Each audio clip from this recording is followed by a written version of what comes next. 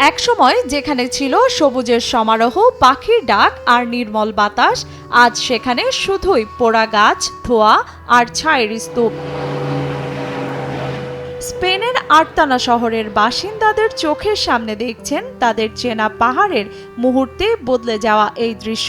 ভয়াবহ দাবানলে প্রকৃতির সেই অপরূপ সৌন্দর্য, সবুজ পাহাড় আজ পরিণত হয়েছে কালো ধ্বংসস্তূপে।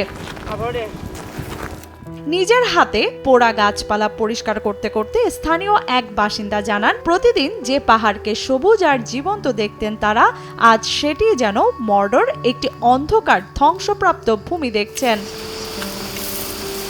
তার কণ্ঠে শুধু হতাশা নয়, দেখা যায় হারিয়ে যাওয়া শৈশবের স্মৃতির কান্নাও। এই পাহাড়ে বড় হয়েছেন তিনি, এখানে বন্ধুদের সঙ্গে খেলেছেন, গাছের নিচে আশ্রয় নিয়েছেন, তৈরি করেছেন ছোট ছোট কুঁড়েঘরও। কিন্তু দাবানল কেড়ে নিয়েছে সেই পরিচিত পৃথিবী। AKS অর্জন করলো গিনেস ওয়ার্ল্ড রেকর্ডস।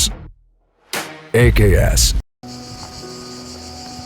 কাস্তেলন প্রদেশের এই দাবানলে এরই মধ্যে পুড়ে গেছে প্রায় 10,000 হেক্টরের বেশি বনভূমি। নিরাপদ আশ্রয়ে সরিয়ে নেওয়া হয়েছে প্রায় 10,000 মানুষকে। প্রবল তাপপ্রবাহ, শুষ্ক আবহাওয়া আর ঝড়ো বাতাস আগুনকে আরো ভয়াবহ করে তুলেছে। এছাড়া স্পেনের কয়েকটি অঞ্চলে তাপমাত্রা পৌঁছাতে পারে 40 ডিগ্রি সেলসিয়াসেও।